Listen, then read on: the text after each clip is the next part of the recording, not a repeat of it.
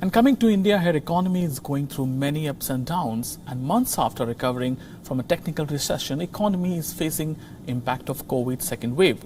Various rating agencies, including Moody's, they have slashed growth projection for India.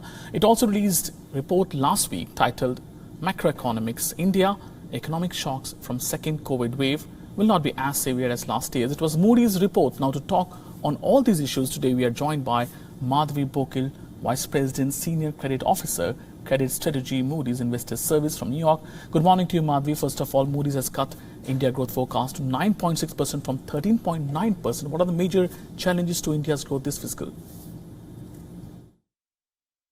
The report that you saw looks at some of the high-frequency data.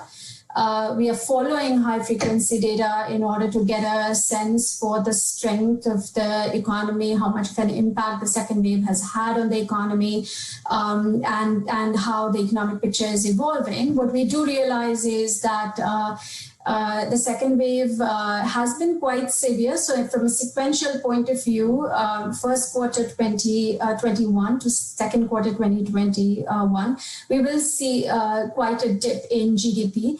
But the impact's not been as severe as last year, the April to June quarter.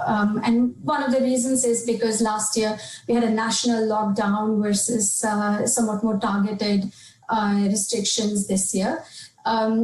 Looking forward, going forward into the second half of this calendar year, we do expect to see a recovery pickup. In fact, we think that the May will be the month where economic activity will show a trough. However, we think that the recovery is likely to be somewhat more restrained. You also said the economic impact of second wave will be softer than compared to first wave, and impact will be limited to April-June quarter. What is the reason for such an optimism, Madhavi?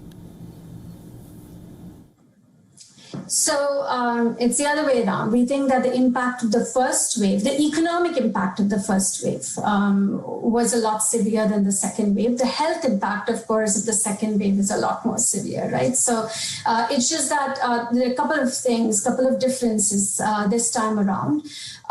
In the first wave last year, during the national lockdown, we had both a supply shock and a demand shock. This time, because of the more targeted restrictions, statewide restrictions, the primary impact has been on the demand side, not as much on the supply side. And so while we do think that on a sequential basis, so first quarter of 2021 calendar year versus second quarter of 2021 calendar year, the impact will be quite significant. We do expect a severe decline in aggregate GDP. Relative to last year, it's not as severe. And are you satisfied with India's pace of vaccine growth? Because a lot depends on vaccinations now, especially economic growth of India. So are you satisfied with pace of vaccinations in India? One of the big downside risks that we see is from a resurgence in infections. When we look around the rest of the world, we've seen that when restrictions are eased, you get a resurgence in the virus and the infection rate. And one of the ways to tackle that is vaccination. So countries which have been successful in sort of delivering vaccines to their populations have been able to keep a lid on infections. And so this is something that we do worry about, and it does present a downside risk, the fact that there's ways to go till the entire population is vaccinated.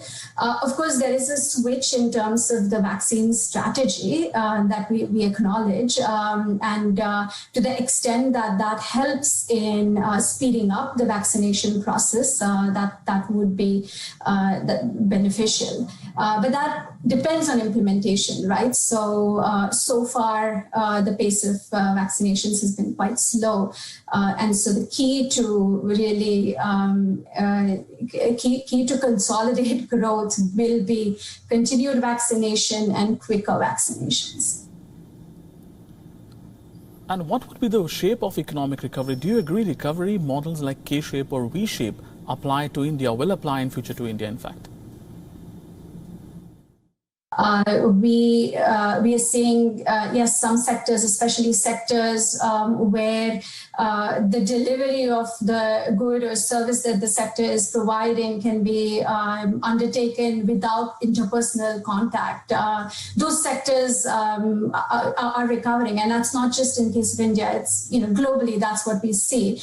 The most most severely adversely affected sectors are really in the services industry, high-touch sectors. It's accommodation, restaurants, transportation, and I'm talking about airlines and so forth. And so these are the ones that are most severely affected. They're also going to take a lot longer to recover to any sort of pre-pandemic level activity.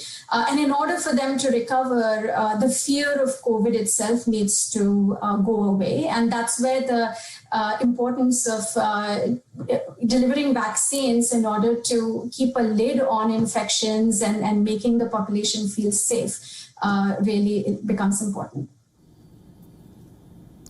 Well, thank you, Madhavi, for joining us this morning, getting all those important details and perspective. WION now available in your country. Download the app and get all the news on the move.